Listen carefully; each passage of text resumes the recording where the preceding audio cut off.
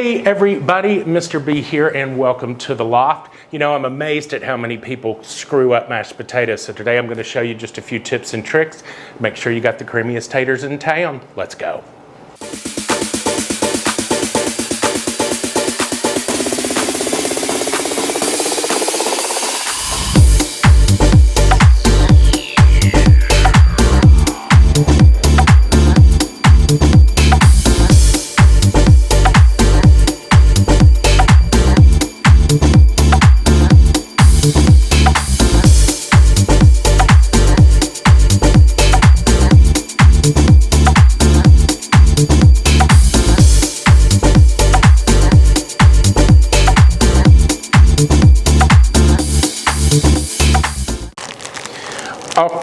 Okay, the first thing we're going to do is we are going to take some Yukon Gold potatoes. You could use the russets, you could use reds. I would stay away from anything kind of waxy, like some of them purple things, you know. Okie doke, that'll do it. I mean, it's, you know, just me and I'm giving it away probably. Okay, now we are going to wash and peel them. So now on the ready, I have pot here because you're going to want to fill this up with water to keep your potatoes from oxidizing on you. They will turn brown rather quick. And I am going to repurpose a plastic bag here to kind of catch the, you know, the peels and steels and all of that good fun stuff. That should be sufficient. And let's wash our taters. Give everything a good rub to get any residual dirt off of them that they may have. Of course, I don't guess it damn matters because we're going to be peeling them. But in any case, in the event that you leave some peel on, I kind of like that texture, then you'll be good to go. This is probably the biggest, you know, labor portion of it. Okay, into the water it goes. Lather, rinse, and repeat. You get the picture. Okie doke. So the next thing that happens, well, now that we've got our potatoes peeled, is we are going to cut these into similar sized slices or chunks or cubes or however you want to do it. You want to get them about the same size so that they will cook at about the same time, right? And be careful because, you know, they will kind of stick to the knife and, you know, potentially cause you problems. This will also help when we go to cream them. I know people do them whole, you know, so what?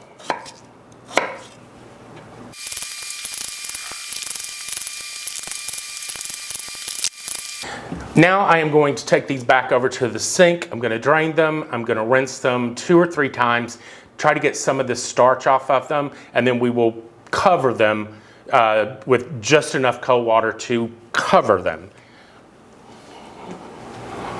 All right, we are ready to get our boil on here, kids. Now, I would strongly suggest, I'm not going to tell you need to do something, that you season your water.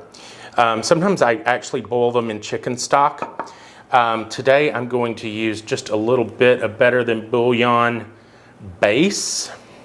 Just put it in there cold, it'll take care of itself. But at a very minimum, salt your water like pasta water level salt. This is your first opportunity to begin flavoring your taters. Cover. Always start on cold water, or start with cold water on a cold eye. And I'm going to hit it till about medium heat until it boils over, because they always do. Then we will boil them until they are fork tender, which takes around 10 minutes-ish. It depends on the time of year. It depends on the type of potato. You know, it's just going to depend on when they tell you that they're done, but generally around 10 minutes. And while we are waiting on that to come to a boil, I'm going to start prepping for my cream ingredients. And we're gonna start with about a half a stick of butter. Let it start coming up. I'm going to get some heavy cream happening. And we're gonna wanna put this in a microwave safe bowl.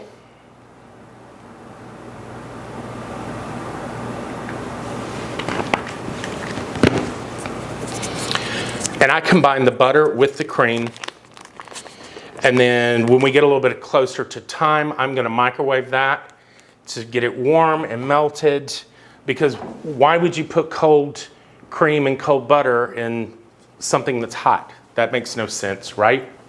And it will help keep you from bringing the temperature of the potatoes down. Because potatoes don't typically hold at a warm temp for a very long period of time. Okie doke, let's start easy warming this up. Put a lid on it because I use this Kerrygold butter and it tends to explode. About a minute. Okay, we've gone a solid 10 minutes. I did a fork test and we are going to drain. And you're gonna wanna get this water off really good. Into the mixing bowl. Okay, so we're gonna come over here to our mixing. I like whipped potatoes, creamed potatoes, but you could use a hand masher if that's your thing. Now, the first thing I'm going to do is season these potatoes. I'm using equal parts salt, pepper, garlic powder, and onion powder. I will typically, kind of depend on what I'm actually serving these with as to where I'm going to go with that. I'm going to start with that there because if you take it too far, you can't bring it back very easily. Here is our warmed cream and butter. We're just going to start with a bit of that in there. And then we're going to beat the shit out of it.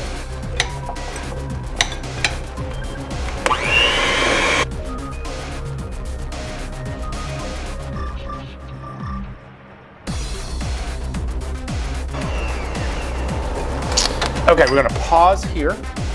I'm gonna get the spoon.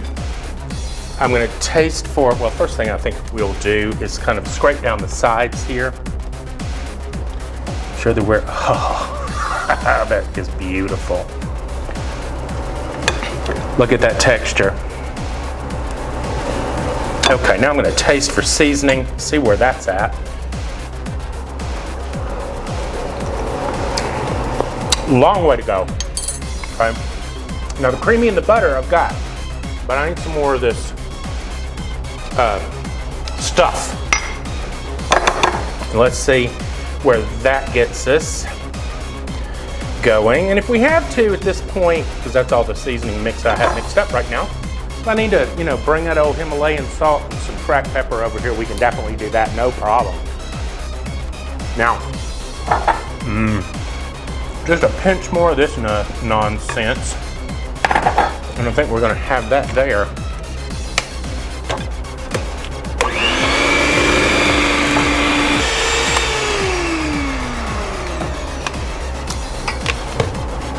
We'll pause here, do another taste test. It's ridiculously delicious, but potatoes need a lot of salt. Also, I am not using salted butter here. Put a little more pepper in here. And then let's take this Himalayan salt and set this on fire.